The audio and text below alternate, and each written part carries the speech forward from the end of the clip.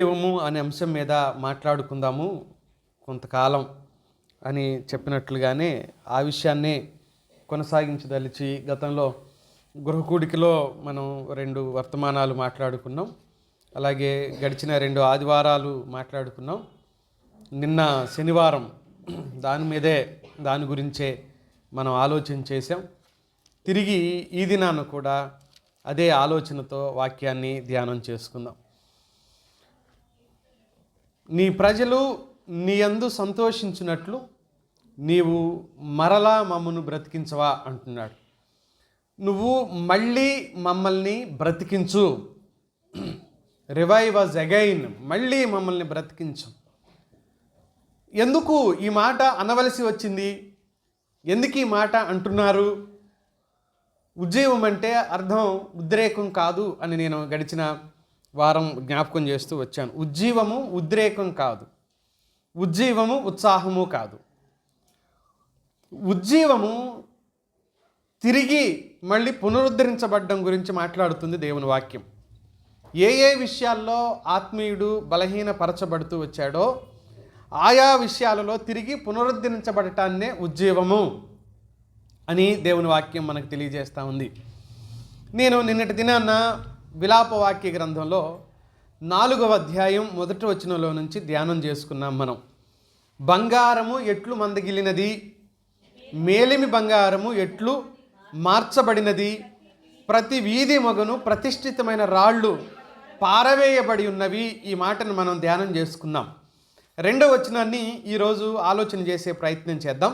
2వ వచనంలో ఇలా ఉంది: మేలిమి బంగారముతో పోల్చదగిన సియోను ప్రియకుమారులు ఎట్లు కుమ్మరి చేసిన మంటి కుండలుగా ఎంచబడుచున్నారు అన్నాడు. మేలిమి బంగారముతో పోల్చదగిన వాళ్ళంట ఆయన పిల్లలు. ఆయన దృష్టిలో మేలిమి, కల్తీ లేని బంగారం అంట దేవుని పిల్లలు. దేవుని దృష్టిలో దేవుని పిల్లలు దేవుని దృష్టిలో ఇంత శ్రేష్ఠులుగా కనబడుతున్నారు. దేవుని పిల్లలు దేవుని దృష్టికి ఇంత యోగ్యులుగా కనబడుతున్నారు. అలాంటి దేవుని పిల్లలు ఎలా మార్చబడ్డారు అని అంటే కుమ్మరి వాణి మట్టి కుండలుగా. మట్టి కుండ విలువ ఏంటి? బంగారం. మేలిమి బంగారం విలువ ఏంటి? పొంతన పోలిక ఏమైనా ఉందా? దీన్ని పోలిక అనరు కానీ వ్యతిరేకత అంటారు, ఆపోజిట్ అంటారు. వ్యతిరేకమైన పదాలు బంగారానికి మట్టికి. కనుక దేవుని పిల్లలు మేలిమి బంగారంగా ఉండవలసిన దేవుని పిల్లలు కాస్త ఎలా మారిపోయారు అంటున్నాడు అని అంటే కుమ్మరి వాని చేతిలో ఉండే మట్టి కుండలుగా మారిపోయారు. ఇది చాలా బాధాకరమైన విషయం.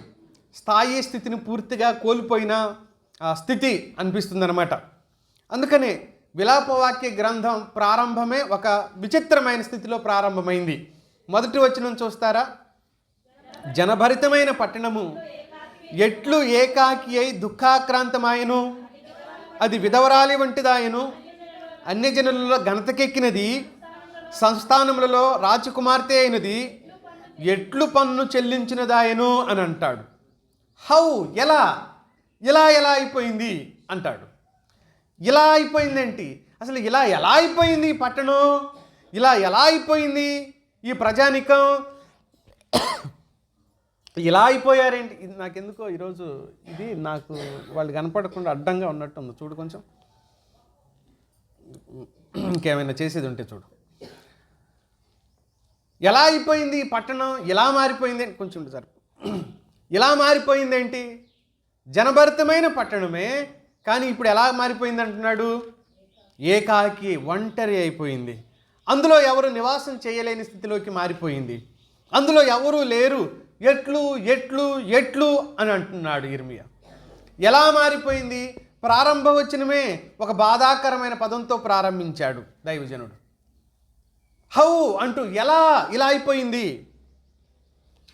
తన బాధ, తన దుఃఖాన్ని ఇర్మియా వెలిబుచ్చుతూ వచ్చాడు. దేవుడు తన ప్రజల్ని ఇలా అన్నాడు. నిర్గమకాండము 4వ అధ్యాయం 22వ వచనంలో ఇశ్రాయేలు నా ప్రియ కుమారుడు అని చెప్పాడు. ఇశ్రాయేలు ఎవరంటాడు? నా ప్రియమైన కుమారుడు. ప్రత్యేక జనముగా దేవుడే ఎన్నుకున్న జనం వీళ్ళంతా. 4:22లో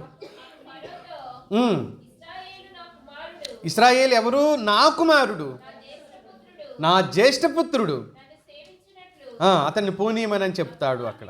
ఇశ్రాయేలు ఎవరు? నా ప్రియకుమారుడు, నా జ్యేష్ఠపుత్రుడు అన్నవాడు కాస్త ఇప్పుడు వాళ్ళ స్థితి అయ్యో ఇలా అయిపోయిందేంటి? దేవుని ప్రజలే, దేవునికి ప్రియమైన వారే, దేవుని సన్నిధిలో నడిచిన వారే, దేవుని చిత్తాన్ని అనుగుణంగా తమ జీవితాలను కొనసాగించిన వారే, దేవుడంటే ప్రేమ ఆప్యాయత ఉంది, దేవుని కోసం సమర్పణ ఉంది. కానీ ఇప్పుడు ఎలా మారిపోయారు? పరిస్థితుల వెంట భక్తి జీవితం చల్లారిపోతున్న నేపథ్యంలో తిరిగి ఆలోచన చేసుకోలేని స్థితి గనుక ఆత్మీయుల లోపల ఉంటే అది ఎంతో ప్రమాదానికి దారితీసే స్థితి అవుతుంది. ద్వితీయోపదేశకాండము 14వ అధ్యాయం 2వ వచనం, అదే ద్వితీయోపదేశకాండము 26వ అధ్యాయం 18, 19 వచనాలు ఏం చెప్తున్నాయి అనంటే, ప్రత్యేకమైన జనముగా జనములన్నింటిలో నేను మిమ్ములను మాత్రమే ఎరిగితిని అన్నాడు దేవుడు. మిమ్ములను మాత్రమే నేను ఎన్నుకున్నాను. సకల ప్రజలలో నుండి దేవుడు వీరిని ప్రత్యేకంగా ఎన్నుకున్నాడు. కానీ వారు తగినట్టుగా బ్రతకలేదు. ఆయన రక్తమిచ్చి కొన్నాడు, ఆయన కోసం ప్రత్యేకంగా ఉండాలని ఏర్పాటు చేసుకున్నాడు, ఆయన కోసమే నిలబెట్టుకున్నాడు. కానీ ఆయన కోరుకున్న విధంగా లేరు. ప్రజల భక్తిహీనత అది నులివెచ్చని స్థితిగా మారిపోయి దేవుని ఉనికినే కోల్పోయే ప్రమాదం వారి జీవితాల్లో దాపురించింది. దేవుణ్ణే కోల్పోయారు. దేవుని ఉనికి, అసలు దేవుడు ఉన్నాడు అనే భయం కోల్పోయారు. అమ్మో దేవుడు ఉన్నాడు, ఆయనకు వ్యతిరేకంగా నేను ఎలా పాపం చేయగలను? యోసేపు ఏమన్నాడు ఐగుప్తులో? దేవునికి విరోధంగా పాపము ఎలా చేయగలను నేను? దేవునికి విరోధంగా ఇంత ఘోరమైన విషయం, ఈ దుష్కార్యమును చేసి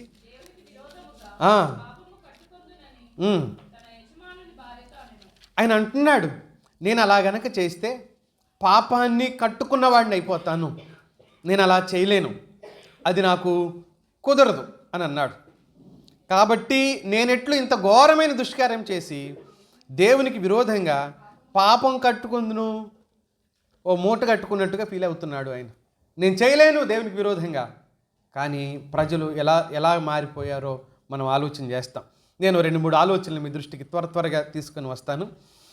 ప్రారంభ విలువ, మొదటి ఆలోచన ప్రారంభ విలువ ఏంటి? ప్రారంభ విలువ నేను 3 ఆలోచనలు చెప్తాను ఇందులో నుంచి.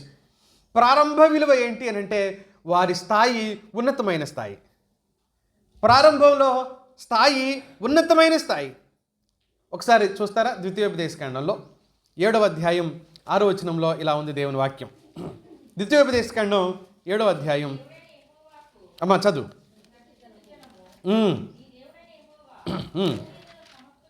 నీ దేవుడైన యెహోవా భూమి మీదనున్న సమస్త జనముల కంటే నిన్ను ఎక్కువగా ఎంచి నిన్ను తనకు స్వకీయ జనముగా నిన్ను ఎక్కువగా ఎంచాడు. చాలామంది ఇందాక ఆరాధన చేశారు, 2-3 ఈ పదం వాడారు. గొప్పోళ్ళు ఉన్నారు ప్రభువా ఈ భూమి మీద, ఉన్నతమైన స్థానం, అందం ఉన్న వాళ్ళు ఉన్నారు, డబ్బులు ఉన్న వాళ్ళు ఉన్నారు, ఉన్నతమైన స్థానంలో ఉన్న వాళ్ళు ఉన్నారు. వారికి లేని ఆధిక్యత గుర్తించావు. ధన్యులు మిత్రులారా ఈ ఆరాధన చేసిన వాళ్ళు. చాలా సంతోషించాను నేను. చాలామందికి లేని ఆధిక్యతను ఈరోజు నాకు ఇచ్చావు అన్నారా? విన్నారా మీరు? ఈ పదాలు విన్నారా? గుర్తుపెట్టారా? చాలామందికి లేనిది మాకిచ్చావు ప్రభు. అవును, చాలామందికి లేనిదే మనకిచ్చాడు దేవుడు. ఈ యోగ్యత, ఈ ఆధిక్యత. ఏ కారణాన్ని బట్టి? కారణాలు ఏమీ లేవు. ఆయన ప్రేమించాడు అంటుంది వాక్యం. ఇశ్రాయేలీల విషయం అదే జరిగింది.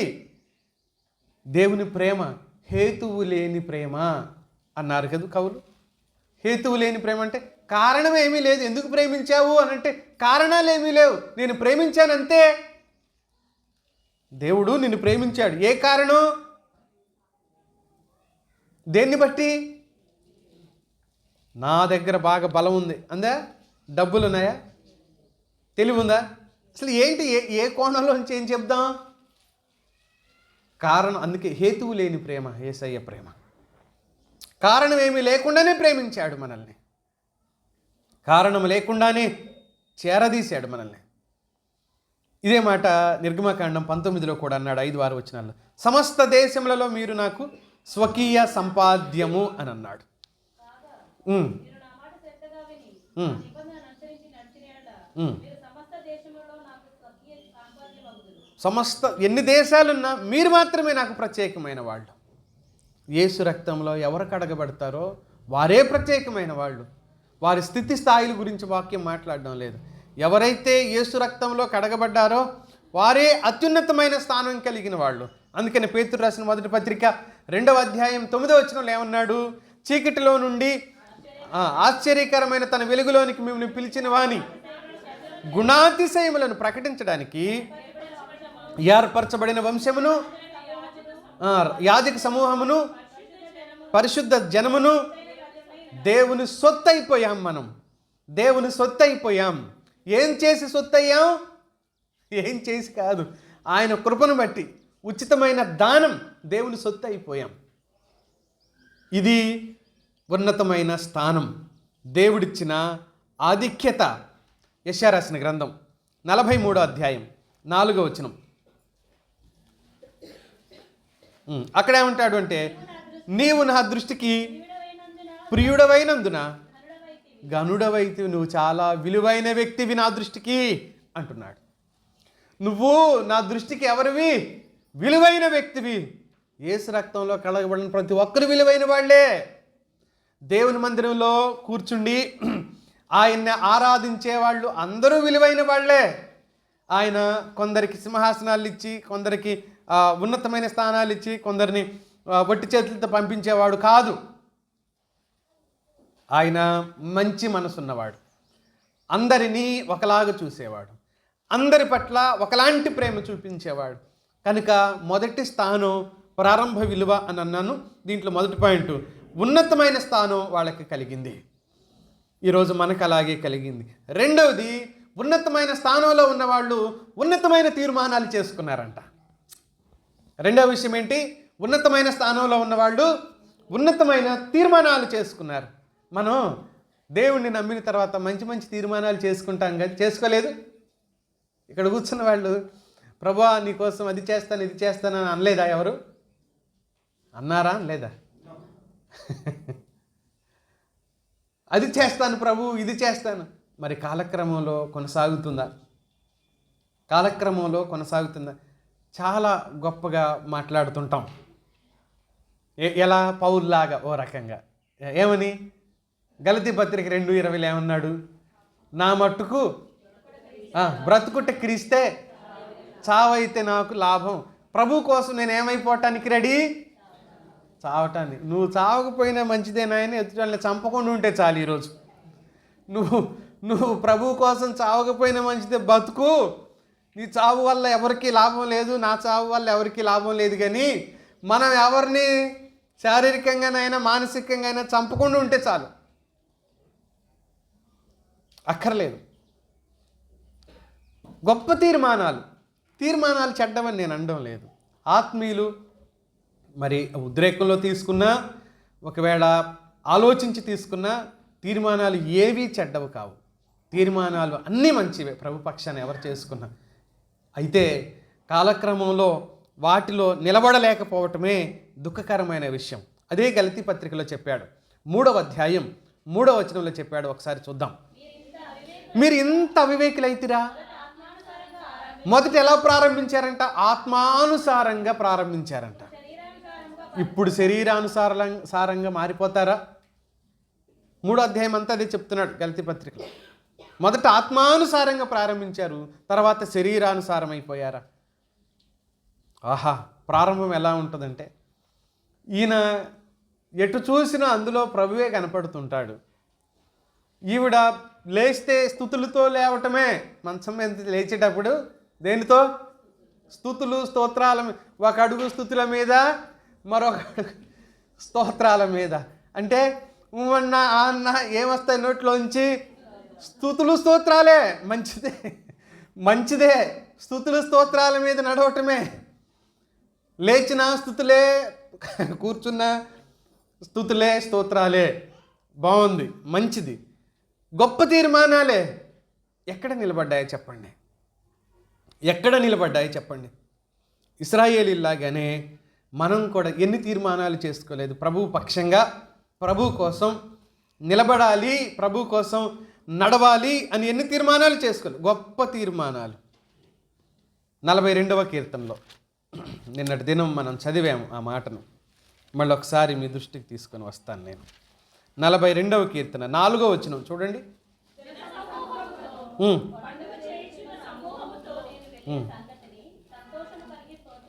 జనసమూహముతో పండగ చేయుచున్న సమూహముతో నేను వెళ్ళిన సంగతిని సంతోషము కలిగి స్తోత్రము చెల్లించుచు నేను దేవుని మందిరమునకు వారిని నడిపించిన సంగతిని జ్ఞాపకం చేసుకొనగా నా ప్రాణం నాలో కరిగిపోతుంది అని అన్నాడు. పూర్వం అంట చాలామందిని దేవుని సన్నిధికి నడిపించాడంట ఈయన. స్వార్థ చెప్పాడంట. రండి రండి దేవుని మందిరానికి రండి అన్నాడంట. అయ్యో మీరు దేవునికి దూరం అవ్వద్దు అని ప్రకటించాడంట. ఇప్పుడు ఆ సంగతి జ్ఞాపకానికి వచ్చినప్పుడు నా ప్రాణం నాలో కరిగిపోతుంది. కారణం, ఇప్పుడు ఆ పనులు మానేశాను, వేరే బిజినెస్ పెట్టుకున్నాం, బిజినెస్ విస్తరించింది, అది ఆగిపోయింది. దేవుని మందిరానికి ప్రజల్ని నడిపించడం మానేశాను, స్వార్థపూరితమైన ఆలోచన ప్రారంభమైపోయింది, దేవుని ఉనికినే మర్చిపోయాను. ఆ సంగతి నాకు జ్ఞాపకం వచ్చినప్పుడు నా ప్రాణం నాలో కరిగిపోతుంది. నేను ఎలా మారిపోయానేంటి? నా స్థితి ఎలా మారిపోయిందేంటి? గొప్ప తీర్మానమే, ప్రభువా ఒక్కరినైనా నీ సన్నిధికి నేను నడిపిస్తాను. నేను ఇలా జరగటం నాకు తెలుసు. ఒక తీర్మానం. మనం ప్రభు భోజనంలో చేతులు ఉంచుతాం కదా, ప్రభు బల్లలో చేతులు ఉంచుతాం, రొట్టె ద్రాక్ష రసాన్ని తీసుకుంటాం. అది తీసుకునేటప్పుడు దేవుని సేవకులు ఇక్కడ ఎవరు నిలబడితే వాళ్ళు ఈ వాక్యం చదువుతారు. కొరింథీ 11వ అధ్యాయం 1వ పత్రికలోది. ఏమని? ఆయన వచ్చే వరకు ఆయన మరణమును ప్రచురం చేయండి అని. అంటే సువార్తను ప్రకటించండి అనేది ఒక మాటలో పౌలు చెప్పాడు అక్కడ. ఎవరైతే రొట్టె ద్రాక్షరసం తీసుకుంటారు, మళ్ళీ ఆ తర్వాత వారం మనం ప్రభు భోజనం రొట్టె ఆరాధనలో పాలు పొందుతాం. పోయిన ఈ నెల ప్రారంభంలో కూడా తీసుకున్నాం. ఏమనుంది అక్కడ? ఇది తీసుకునే ప్రతి ఒక్కరు ఏం చేయాలి? ఆయన మరణాన్ని లేకపోతే సువార్తను ఏం చేయాలి? ప్రకటించాలి. మరి మనలో ఎంతమంది సువార్త ప్రకటించి బలలో చేతులు ఉంచుతున్నాం? మళ్ళీను ఒకసారి ఇలాగే జరుగుతుండగా ఒక సహోదరుడు ఆపండి ఆపండి అన్నాడంట. ప్రభు భోజన కార్యక్రమం జరుగుతుంటే ఆపండి అన్నాడంట. వీళ్ళు ఆపారు. ఏంటి ఏమైంది అని అంటే, ఏం లేదు, ఈ నెలలో నేను ఎవ్వరికి ఆయన బ్యాంకులో ఎంప్లాయ్, బ్యాంక్ మేనేజర్, విజయవాడలో చేసేవాడు. అప్పుడు నేను ఎస్బీ హెచ్ ఉంది కదా, అప్పుడు ఎస్బీ హెచ్లో చేసేవాడు ఆయన. నేను ఇంతవరకు ఎవరికి సువార్త ప్రకటించలేదు, ఉండండి ఒక్క నిమిషం అని రోడ్డు మీద ఎవరో ఒక ఆయన సైకిల్ వేసుకుని వెళ్తున్నాడు, పెద్ద ఆయన చుట్టూ తాగుతూ పోతుంటే ఆపి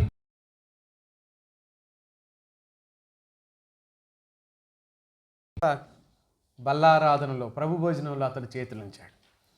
ఎందుకయ్యా ఇంతమందిని ఆపావని వీళ్ళందరూ అడిగారు. ఏంటి అని అంటే, ప్రభు చెప్పాడు దేవుని వాక్యంలో, నేను తీర్మానం చేసుకున్నాను, ఎప్పుడో చేసుకున్నాను ఈ తీర్మానం. ఏమని? ప్రభా నువ్వు చెప్పావు సువార్త ప్రకటించకుండా, ఈ నెలలో సువార్త ప్రకటించకుండా మరుసటి నెలలో నేను బల్లారాధనలో చేతులు ఉంచను, బల్లలో చేతులు ఉంచను అని దేవుడితో ఒప్పందం తీర్మానం చేసుకున్నాడంట. అందుకని ఆయన ఏం చేశాడంటే ప్రకటించాడు, తిరిగి వచ్చి ప్రభు భోజనంలో చేతులు ఉంచాడు. తీర్మానాలు చాలా ఉంటాయి మిత్రులారా, వాటిని కొనసాగించడం గురించిన ఆలోచన. అందుకనే ప్రారంభ విలువ, ఉన్నతమైన స్థానం, గొప్ప తీర్మానాలు ఉన్నాయి. అయితే విచారం ఏంటంటే, ఎప్పుడైనా మూడో మాట, ప్రారంభం కంటే ముగింపు గొప్పగా ఉండాలి. ప్రారంభం కంటే ముగింపు గొప్పగా ఉండాలి. అందుకని ప్రసంగి గ్రంథం ఇలా అంటుంది, 7వ అధ్యాయం 8వ వచనం, కార్యారంభము కంటే కార్య అంతం మేలుగా ఉండాలి అని చెప్పాడు. ఆరంభం ఆర్భాటం కంటే, ఆర్భాటాలన్నింటికంటే అంతము ఎలా ఉండాలి? మేలుకరంగా ఉండాలి అని చెప్పాడు. ఆరంభాలన్నీ శూరత్వంతో ఉంటాయి, ఆరంభాలన్నీ వీరత్వంతోనే ఉంటాయి. కానీ ప్రారంభంలో ఏం చేశామో చివరి వరకు దానిని కొనసాగించగలుగుతున్నామా? ప్రారంభంలో దేవునితో మనకున్న సహవాసం ఏంటి? ప్రారంభంలో దేవునితో మనకున్న సంబంధం ఏంటి? మన తీర్మానాలన్నీ ఏమైపోయినాయి? నేను మిమ్మల్ని అందరినీ ఒక ప్రశ్న అడుగుతా, పైకి చెప్పొద్దు, మనసుకు మీకు మీరే చెప్పుకోండి. 31st నైట్ తీర్మానాలు చేసుకున్నారా? సాధారణ క్రైస్తవులు అప్పుడే ఎక్కువ తీర్మానాలు చేసుకున్నారా? చేసుకోలేదా? పైకి చెప్పొద్దు అన్నాగా అందుకే తల ఒప్పట్లేదా? ఓకే, మీరు కరెక్ట్గా ఉన్నారు, సూపర్. తీర్మానాలు చేసుకున్నారు కదా, గుర్తున్నాయా? పాటించటం సంగతి తర్వాత, గుర్తున్నాయా అంటున్నాను నేను. పోనీ గుర్తున్నాయి కానీ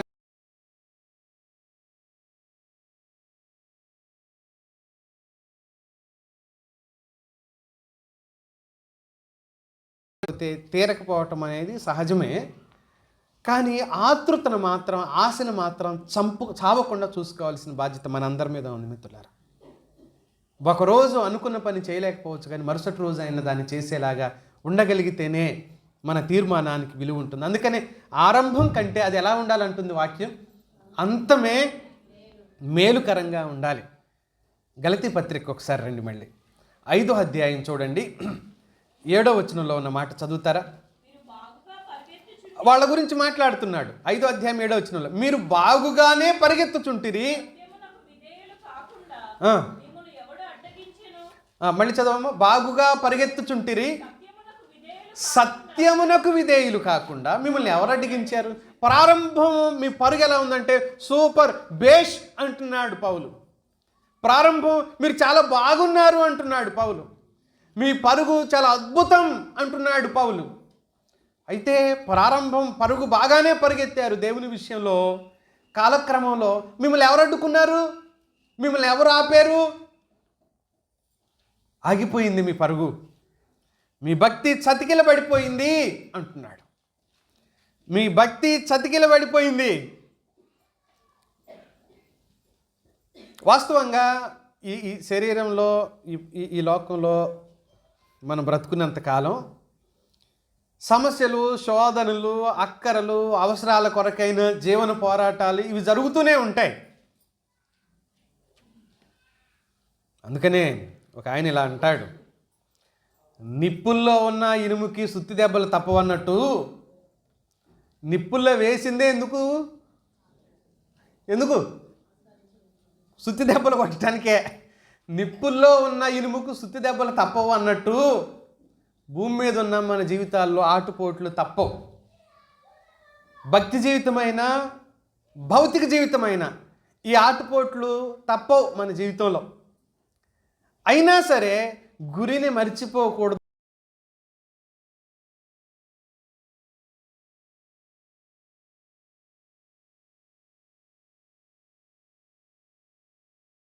ఎలా మారిపోయారు అంటుంది వాక్యం. ఎలా మారిపోయారు వీళ్ళు? కుమ్మరవాని చేతితో చేసిన మట్టి కుండలాగా మారిపోయారు అని అన్నాడు. కుమ్మరవాని చేతితో తయారు చేసిన మట్టి కుండలుగా వీళ్ళు మారిపోయారు. కారణం ఏంటి అనంటే ప్రారంభం బాగానే ఉంది, పరుగు బాగానే ఉంది, తీర్మానాలు బాగానే ఉన్నాయి, దేవుని ఎన్నిక బాగానే ఉంది, ఈ మూడు బాగానే ఉన్నాయి. కానీ ముగింపులోకి వచ్చేసరికి యోగ్యతను స్థానాన్ని కోల్పోయారు, తీర్మానాలు మరిచిపోయారు. మనం ఎజ్రా నెహెమ్యాలు చదివాం, ఎలా తీర్మానాలు చేసుకున్నారో చూశారు. ప్రజలంతా అవును అని ఆమేన్లని కేకలు పెట్టారు. వాక్యం చదువుతుంటే మేము అలా చేస్తాం. సరిచేయబడి సంస్కరణ కోసం వాళ్ళు చేసుకున్న తీర్మానాలు. కనుక అన్ని ప్రారంభాలు బాగానే ఉంటాయి. భక్తి జీవితం కూడా ప్రారంభం బాగానే ఉంటుంది. కాలక్రమంలో బ్రతుకులో భక్తి చల్లారిపోవటం అనేది గమనించలేని స్థితి. పోతున్నట్టుగానే, పరుగు కొనసాగుతున్నట్టుగానే అనిపిస్తుంది కొన్నిసార్లు. కానీ ఏమంటున్నాడు? ప్రారంభ విలువ బాగానే ఉంది. కాలక్రమంలో వాళ్ళు ఎలా మారిపోయారు అంటున్నాడు. రెండో విషయానికి వస్తున్నాను చూడండి. కుమ్మరివాని మట్టి కుండలుగా మారిపోయారు అని. కుమ్మరివాని మట్టి కుండలుగా మారిపోయారు. ఎందుకని? కుమ్మరివాని మట్టి కుండలుగా మారిపోయారు. అంటే స్థానము స్థితిని పూర్తిగా కోల్పోయారు. స్థానము స్థితి విలువ కోల్పోయారు. దేవుడు ఏ విలువనిచ్చాడో, ఏ స్థానాన్ని ఇచ్చాడో, ఏ స్థితిని ఇచ్చాడో దాన్ని పూర్తిగా కోల్పోయారు. దీంట్లోంచి నేను 4 తలంపులు మీ దృష్టికి తీసుకొని వస్తాను. మొదటిది, స్థితి గౌరవం తగ్గించబడింది వారి జీవితాల్లో. స్థితి గౌరవం తగ్గించబడింది, తక్కువ చేయబడింది వారి స్థితి గౌరవం. ఎంతలా తక్కువ చేయబడింది తెలుసా? బంగారం కాస్త ఏమంటాం దాన్ని,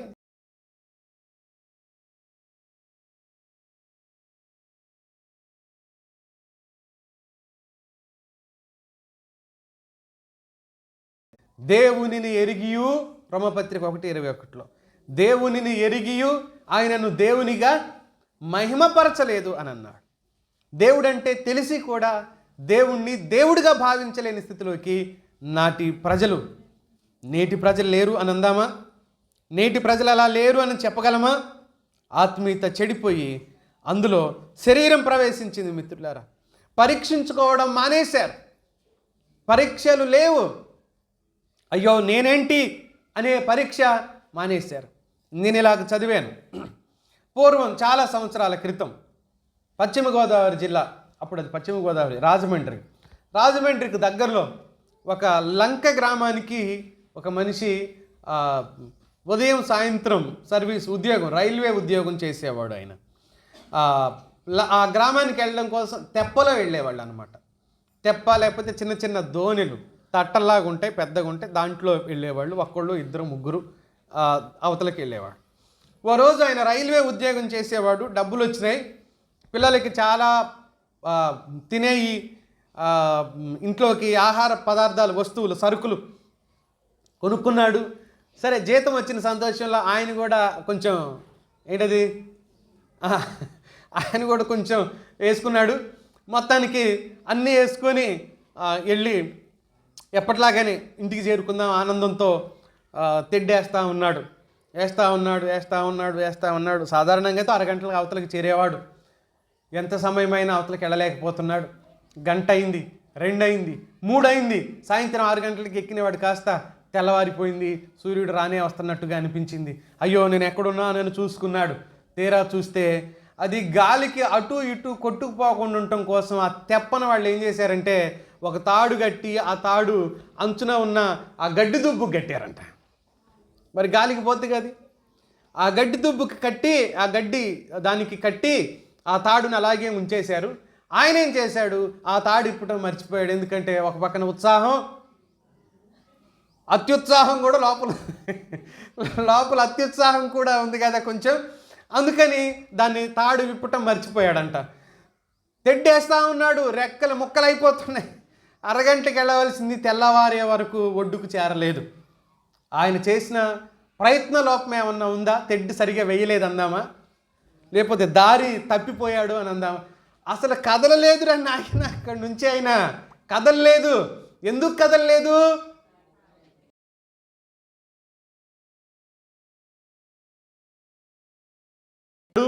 ఒక గడ్డి దుబ్బు కట్టి ఉన్న ఆ సందర్భం. మిత్రులారా, ఒకసారి ఆలోచించండి. ఈ భక్తిలో, ఈ ప్రయాణంలో కొనసాగుతున్నామనే భావన మనలో ఉన్నప్పటికీ కూడా మనల్ని పట్టి ఆపేవి పెద్ద పెద్ద పాపాలు అక్కర్లేదు. మనల్ని పట్టి ఆపేవి పెద్ద పెద్ద పాపాలు అక్కర్లేదు. చిన్నది చాలు, చాలా చిన్నది చాలు. నిన్ను ప్రభువుకు దూరం చేయగలదు, ప్రభువుకి దగ్గర కానియకుండా చేయగలదు. నీ ఆధ్యాత్మిక ప్రయాణం ఆపగలదు. ఆపటం మాత్రమే కాదు, నువ్వు పోతున్నాను అనుకున్నా కూడా దిశ తప్పిందంటే, గురి తప్పిన ప్రయాణం ఈరోజు చాలామంది ఆత్మీయులు చేస్తూ ఉండటం చాలా దుఃఖకరం. గలతీ పత్రికలోనే అన్నాడు, 5వ అధ్యాయంలో 4వ వచనం మరొకసారి చూద్దాం. మీలో ధర్మశాస్త్రం వలన నీతిమంతులుగా తీర్చబడివారెవరో వారు క్రీస్తులో నుండి బొత్తిగా వేరైపోయారు అని చెప్పాడు. కృపలో నుండి వాళ్ళు ఏమైపోయారు? తొలగిపోయారు అని చెప్పాడు. కృపలో నుండి తొలగిపోతున్న స్థితి, గౌరవం పోయింది, తగ్గించబడ్డారు. దేవుడిని ఎరిగి ఆయన మహింపరచలేదు, కృపలో నుండి వారు పూర్తిగా తొలగిపోయారు. రెండవ సందర్భం చెప్తాను ఈ రెండో పాయింట్లో. ఆత్మీయ తిరోగమనం అంటాం. పురోగమనం అంటే ఎగబాకటం, ఎదగటం అని. తిరోగమనం అంటే ఉన్నదానికంటే తగ్గించబడటం. రోజు రోజుకి ఉన్నదానికంటే ఏమైపోతుంది అక్కడ? తగ్గించబడటం. దానినే తిరోగమనం అంటాం తెలుగులో. ముందుకెళ్ళడానికి బదులుగా రివర్స్ అనమాట. భక్తిలో ఏమైపోయారంట? రివర్స్. చూడండి రివర్స్ అయ్యారో లేదో. గలతీ పత్రిక 4వ అధ్యాయం 9వ వచనం చూడండి. మునుపటి వలె మరలా వాటికి దాసులై ఉండగోరనేలా ఏ పాపాన్నైతే విడిచిపెట్టి వచ్చామో, ఏ పాపాన్నైతే మనం విడిచిపెట్టి వచ్చామో మళ్ళీ ఆ పాపాన్నే తిరిగి చేయడం, మళ్ళీ ఆ పాపాన్నే తిరిగి చేయడం. ఒకసారి ఆలోచించండి. ఓ సంఘంలో ఓ సమస్య జరిగింది. సహవాస నాయకులు వచ్చి మాట్లాడుతున్నారు. 20 సంవత్సరాల క్రితం నాటి మాట. మేము కొత్తగా పరిచర్యలో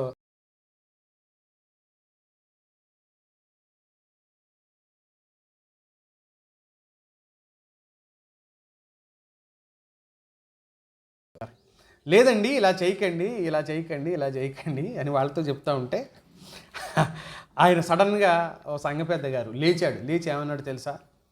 నేను ఆయన పేరు వద్దులేండి, ఇప్పటి మనిషిని కాబట్టి ఇలా మాట్లాడుతున్నావు నువ్వు నా ముందు నిలబడి. నేనే కనుక అప్పటి మనిషిని అయినట్టయితే నువ్వు ఇమ్మానుయేల్ గారు నువ్వు నా ముందు నిలబడి మాట్లాడలేవు. ఎందుకంటే ఆయన మాజీ నక్సలైట్. వింటున్నారా? ఆయన మాజీ నక్సలైట్ కాబట్టి ఆయన ఏం చెప్తున్నాడు? ఇమ్మానుయేల్ గారు నేను ఇప్పటి మనిషిని కాబట్టి ఇలా అంటే అప్పటి మనిషి ఆనవాళ్ళు లోపల ఇంకా మీరు భలే గుర్తుపెడతారు అయితే. అప్పటి మనిషి ఆనవాళ్ళు పోలే పూర్తిగా, అవి లోపల ఉన్నాయి. అందుకని ఆయన ఏమంటున్నాడంటే నేను అప్పటి మనిషిని అయితే నా ముందు కూర్చొని నువ్వు మాట్లాడలేవు.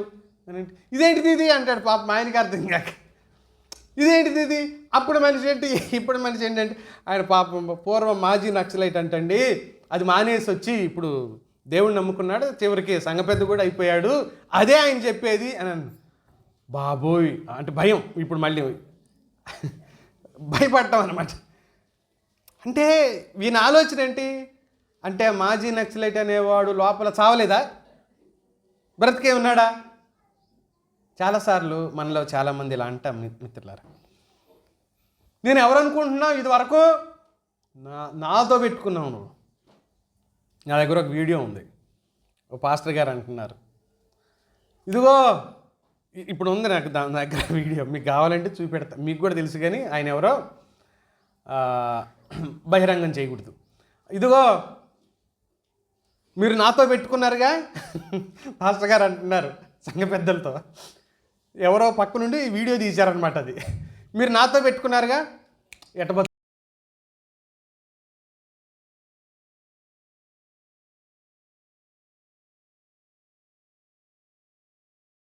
బతుకుతారో చూస్తా అంటే అర్థం ఏంటి? యాక్సిడెంట్ చేపిస్తా మిమ్మల్ని. ఏది మార్పు? ఏది మార్పు? ఏది మార్పు? తిరోగమనం కాకపోతే పురోగమనం ఎలా అవుతుంది మిత్రులారా? అందుకనే అంటున్నాను, కుమ్మరి వాని మట్టి కుండలిగా మారిపోవటానికి గల కారణం మార్పుని వదిలేసి శరీరతత్వం ముందుకు రావటం. శరీరతత్వం ముందుకు రావటం. ఇంకో మాట చెప్పనా, నా సంగతి మీకు తెలియదు. మీరు ఎప్పుడైనా విన్నారా ఇది? ఇళ్ళల్లో అనుకోండిలే, పిల్లల దగ్గర ఏం కాదులే. మీరు ఎప్పుడైనా నా సంగతి తెలియదు అన్నమాట ఎవరైనా? ఒక పెళ్లి సంబంధం జరుగుతుంది, మాకు కొంచెం దగ్గర వాళ్ళు. ఆ పెళ్లి సంబంధం మాట్లాడుతూ ఉండగా నేను కూడా ఉన్నా అక్కడ. అబ్బాయి తల్లి అంటుంది మాటికి, పాప మామకి అది ఊత పదమేమో, ఆమె పట్టించుకోవట్లే. ఏమని? నేను అసలే మంచిదాన్ని కాదు, నేను అసలే మంచిదాన్ని కాదని పక్కకి తీసుకెళ్ళి, ఓయమ్మా మీ ఇంటికి వాళ్ళ అమ్మాయిని పంపించాలి, నువ్వు తెలిసి అంటున్నావో తెలియక అంటున్నావో, ఇంతమంది ముందు నీకు నువ్వుగానే ఏం చెప్పుకుంటున్నావు? ఎవడన్నా మంచిదని చెప్పుకుంటారా? నువ్వు మంచిదని కాదని చెప్పు. నేనెప్పుడు చెప్పుకున్నాను? 10 సార్లు అన్నావు ఇప్పటికి. నేను అసలే మంచిదాన్ని కాదు, నేను అసలే మంచిదాన్ని కాదంటే వాళ్ళ అమ్మాయి నీ దగ్గర పంపుతారా? పోనీ తప్పక పెళ్ళి కుదిరిందే, సంబంధం అయింది, పెళ్లి చేశారనుకో, నీ వైపు నుంచి ఏదన్నా వచ్చినా కూడా వాళ్ళు ఈ మాట గుర్తు చేస్తారు. ఏమని? అయ్యో మీ అత్త పెళ్లి చూపుల నాడే అందే, ఏమని? నేను అసలే మంచిదాన్ని కాదని మేమే వినలేదు అని అంటారు రేపు. ఎందుకు వచ్చిన నోటి దురుసు మాట ఇది, నువ్వేం మాట్లాడుతున్నావు తెలియట్లే. అమ్మ నిజమే రా అంట. అమ్మ నిజమే, ఆ మాట అనకూడదులే. తెలియకనే మాట్లాడేస్తూ ఉంటాం. నా సంగతి తెలియదు, నేనంటే ఏంటో తెలుసా. కారణం ఏంటంటే చావలేదు అని అర్థం. ప్రాచీన పురుషుడు ఏమవలేదు, లోపల చావలేదు. దీన్నే ఆత్మీయ తిరోగమనం, స్వనీతిని స్థాపించడం. రోమపత్రిక 10వ అధ్యాయం 3వ వచనం చెప్తుంది ఈ మాట. రోమపత్రిక 10వ అధ్యాయం, వారు దేవుని నీతిని ఎరుగక స్వనీతి మేము ఇలాగే చేస్తాం, మేము ఇలాగే ఉంటాం. వాక్యం అలా చెప్పలేదు కదండి అంటే, బైబిల్ అలా లేదు కానీ అంటే, ఒక పెద్ద మనిషి ఇలా అన్నాడు నాతో, నీ బైబిల్ అవతల పారేస్తురా మాట్లాడుకుందాం. బైబిల్ అవతల పారేస్తే ఇంకేం మాట్లాడతాం నీతో మేము, నీ బైబిల్ అవతల పడేసిరా అన్నాడు ఆయన. బైబిల్ పడేసి వస్తే మనం వాళ్ళతో ఏం మాట్లాడతాం? మిత్రులారా, దేవుడు తీర్పు, మూడో మాట, దేవుడు తీర్పు తీర్చడం అనుకుంటున్నామా? మనం ఏమైనా దేవుడు తీర్పు తీర్చడని అనుకుంటున్నామా? ఇశ్రాయేలు ప్రజల వలె మనం మట్టి కుండలుగా మారిపోయిన స్థితిలో ఎంతమంది ఉన్నాం ఆలోచించారు.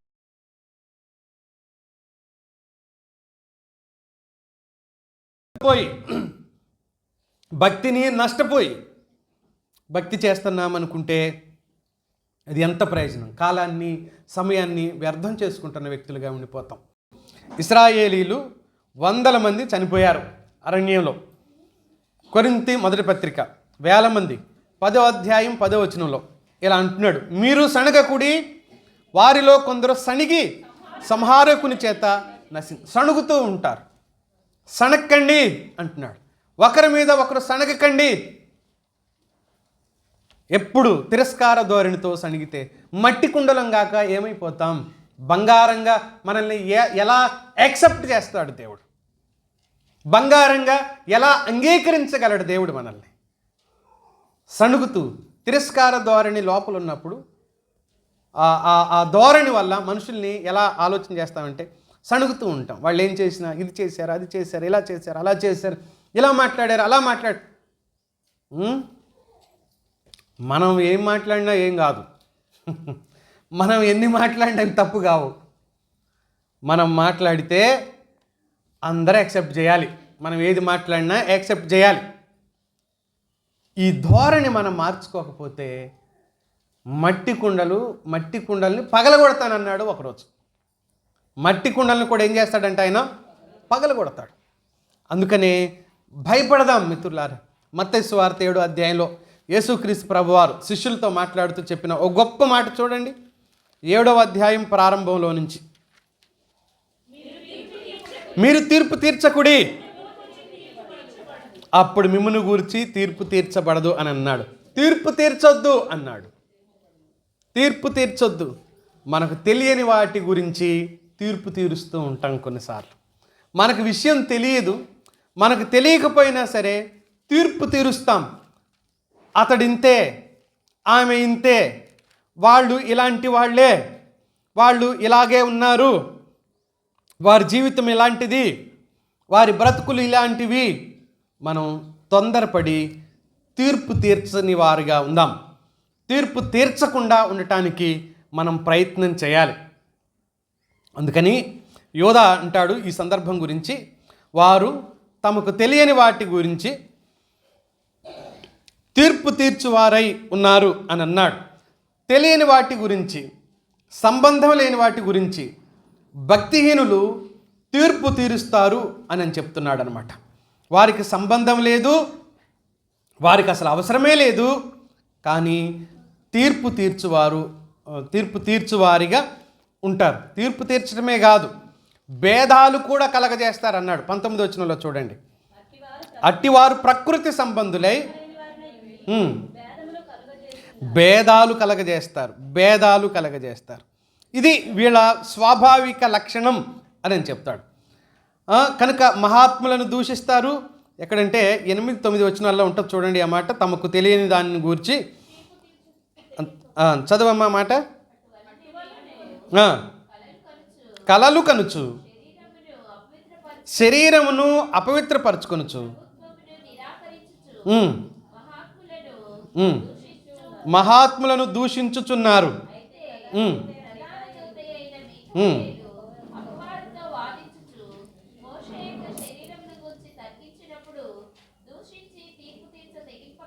ఇక్కడ ఏం చెప్తున్నాడు? అసలు సంబంధం లేని వాటి గురించి దూషిస్తున్నారు, తీర్పు తీరుస్తున్నారు అని చెప్తున్నాడు. కనుక ఇది మంచి పద్ధతి కాదు. మిఖాయేలే తీర్పు తీర్చలేనప్పుడు మనమెంత అంటున్నాడు యూదా. మిఖాయేలు తీర్పు తీర్చలేదు, తీర్పు తెగింపక యెహోవా నిన్ను గద్దించునుగా కానీ ఒక మాట అనేశాడు. మరి మనమైతే జడ్జిమెంట్లు పాస్ చేసేస్తాం కదా. వీడు దొంగ, వీడు దోషి, ఇతడు హంతకుడు, ఈమె ఇలాంటిది, ఆమె ఎలాంటిది, జడ్జిమెంట్లు పాస్ చేసేస్తాంగా. దేవుని భయం ఉంటే కదా ఇలాంటి జడ్జిమెంట్లు మనం పాస్ చేయటానికి. భక్తి ఉంటే కదా ఇలాంటి జడ్జిమెంట్లు మనం పాస్ చేయటానికి. దేవుని భయం కొంచెమైనా ఉంటే కదా.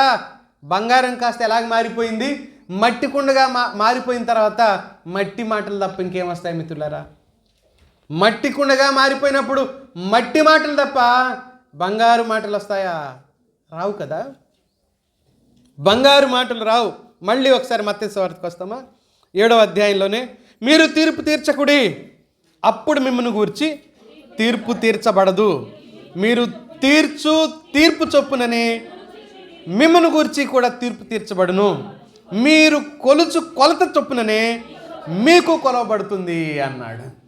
మీరేం చేశారో తిరిగి అదే జరుగుతుంది అన్నాడు. మీరేం చేశారో మీ జీవితంలో అదే రిపీట్ అవ్వబోతుంది అన్నాడు. మనకు భయం ఉండొద్దు. ఆయన తీర్పు తీర్చడా? ఆయనకి తెలియదా? ఆయన అర్థం చేసుకోడా? ఆయన ఆలోచన చేయడా? ఒకసారి ఆలోచించుదాం మిత్రులారా. దేవునికి భయపడితే జాగ్రత్తగానే ఉంటాం. దేవుని భయం, అందుకనే దేవుని ఉనికిని కోల్పోతే ఇంకేముంటుంది? ఆయన ఉన్నాడు, ఆయన ఇక్కడే ఉన్నాడు, ఆయన వింటున్నాడు అని స్పృహ లేనప్పుడు భయపడతామా? ఇంకా లేవు, అమ్మ ఊరు వెళ్ళిందిలే అనుకున్న పిల్లలు ఇంట్లో ఎలా ఉంటారు? అంతే కదా. ఇక్కడ ఎవరూ లేరులే అనుకున్నవాడు దొంగ అప్పుడు ఏం చేస్తాడు? దొంగతనం చేయడానికి ఉన్నారా లేరా అని చూసుకునే కదా. సేమ్ ఇప్పుడు దేవుడే లేడు, అసలు ఇక్కడ అసలే లేడు అంటే లేడా? నిజంగా లేడా? ఉండడా? దేవుడు ఉంటాడు కదా. అంటే దేవుని ఉనికి ఈయన కోల్పోయాడు. దేవుడే ఉనికిని కోల్పోవటం కాదు నేను చెప్పేది. దేవుడు ఉన్నాడనే ఉనికిని గురించిన అవగాహన కోల్పోయాడు, భయాన్ని కోల్పోయాడు, భక్తిని కోల్పోయాడు. అందుకే ఈ ఆలోచన. అందుకే అంటున్నాడు, మొదట ఏం చేయాలి? 3వ వచనం చూడండి. నీ కంటిలోనున్న దూలము నెంచక నీ సహోదరుని కంటిలోనున్న నలుసును చూచుట ఎలా? నీ కంటిలో ఏం నలుసు కాదంట, దూలం ఉండగా నీ సహోదరుని చూచి నీ కంటిలోనున్న నలుసు తీసివేయ నిమ్మని చెప్పనేలా అంటున్నాడు. నేను నీ కంటిలో ఉన్న ఆ నలుసును తీస్తాను, దూలం ఉంచుకొని నలుసు ఎలా తీస్తావు? ఆ మధ్య స్వామి గారు మాట్లాడుతూ ఇలా అన్నాడు, ప్రతి ఓడు ఎదుటోడిని బాగు చేయటానికి చూస్తాడు కానీ వీడు బాగుగాడు అని. ప్రతి ఓడు ఏం చేస్తాడంట? ఎదుటోడిని బాగు చేయటానికి చూస్తాడు కానీ వీడు బాగుగాడు అంటాడు. కొన్ని పంచ్ డైలాగులు బాగుంటాయి కదా. ఎదుటివాడిని బాగు చేద్దాం, మనం బాగా అయిదాం.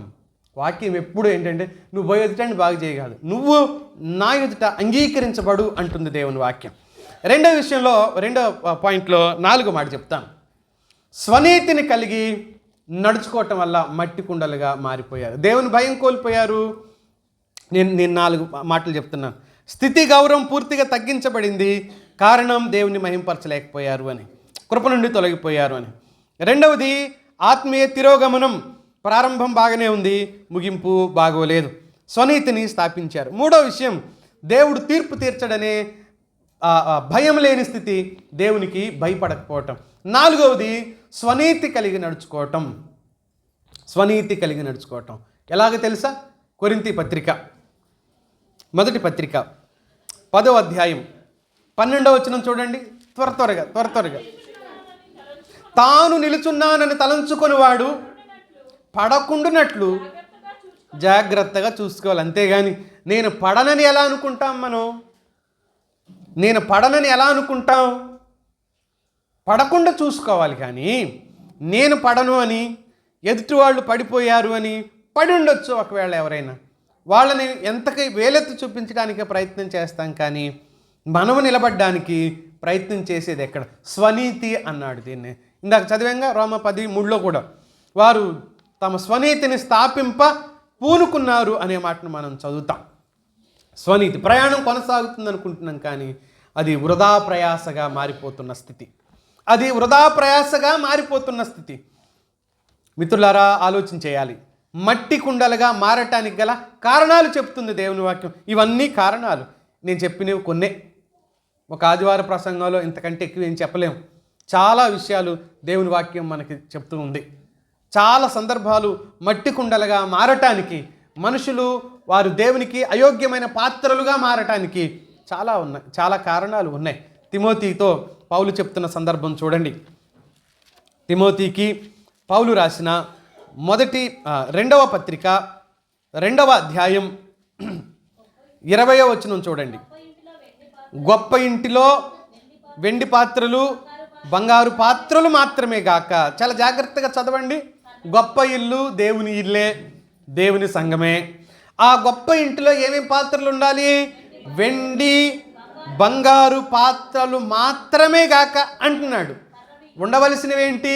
వెండి బంగారువి. అయితే కర్రవియు మట్టివియు కూడా ఉండును. వాటిలో కొన్ని ఘనతకును కొన్ని ఘనహీనతకును వినియోగింపబడును. ఎవడైనా వీటిలో చేరక తన్ను తాను పవిత్ర యజమానుడు వాడుకొనుటకు అర్హమైన పాత్రయై ఉండును. ఘనత నిమిత్తమైన పాత్ర ఏది? మట్టి పాత్ర, వెండి పాత్ర, కర్ర పాత్ర, బంగారు పాత్ర. ఘనత నిమిత్తం ఏం చెప్పరా? ఖచ్చితంగా బంగారు పాత్రే. ఘనత నిమిత్తమైన పాత్ర ఖచ్చితంగా బంగారు పాత్రే. దేవాలయంలో వాడబడిన పాత్రలన్నీ కూడా ఎక్కువగా బంగారు పాత్రలు వాడబడ్డాయి. ఇత్తడి కంచుతో చేయబడినవి కూడా కొన్ని వాడబడ్డాయి. అయితే మట్టి పాత్రలు బయట వాడబడ్డాయి, కుండలు బయట వాడబడ్డాయి. బలిపీఠం కింద బూడిద ఎత్తడానికి వాడబడ్డాయి. అయితే దేవుడు ఎలాంటి పాత్రగా ఉండాలని ఆశిస్తున్నాడంటే ఘనత నిమిత్తమైన పాత్రగా. కానీ మట్టి కుండలుగా మారిపోయారు నా ప్రజలు. మేలిమి బంగారంతో పోల్చవలసిన వాళ్ళు. చివరి మాట చెప్తాను చూడండి. దేవుడిచ్చిన విలువలతో స్థిరంగా జీవించలేకపోవటం, స్థిరత్వాన్ని కోల్పోవడం, వీళ్ళలా అయిపోవడానికి గల కారణాలు చెప్తూ వచ్చాను. చివరికి దేవుడిచ్చిన విలువలతో జీవించలేకపోవడం అంటే దేవుడు విలువలు ఇచ్చాడు, విలువైన స్థానాన్ని ఇచ్చాడు, విలువైన స్థితిని ఇచ్చాడు.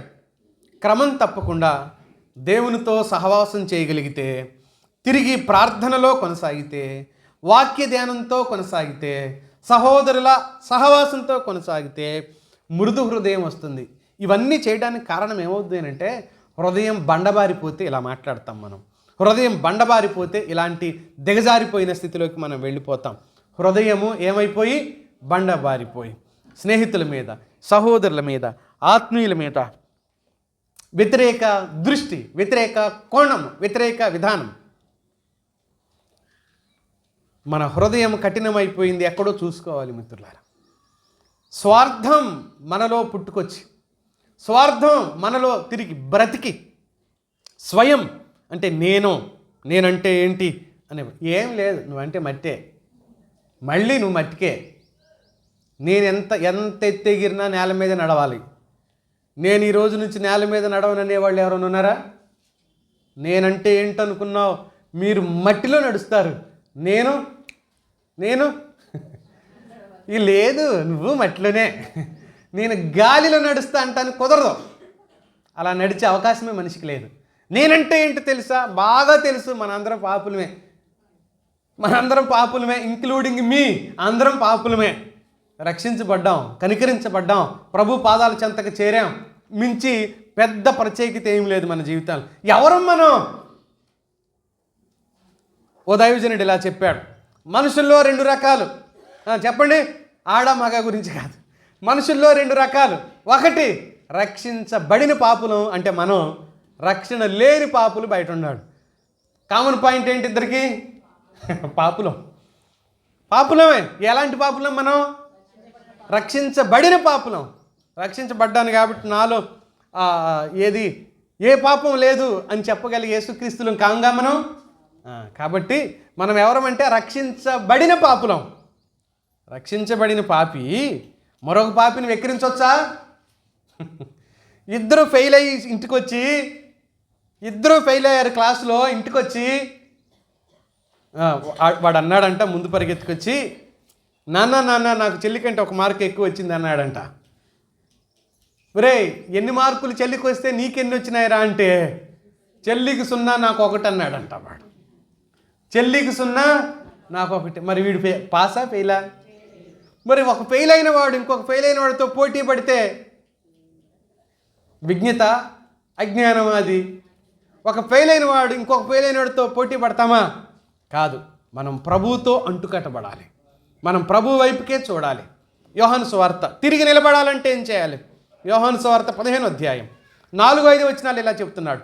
నేను ద్రాక్షావల్లిని, నా యందు నిలిచి ఉండుడి, మీ యందు నేనును నిలిచి ఉందును. తీగలు ద్రాక్షావల్లిలో నిలిచి ఉంటేనే కానీ అది సొంతగా ఫలించదని చెప్పాడు ప్రభు. తనంతట తాను అది ఫలించదు.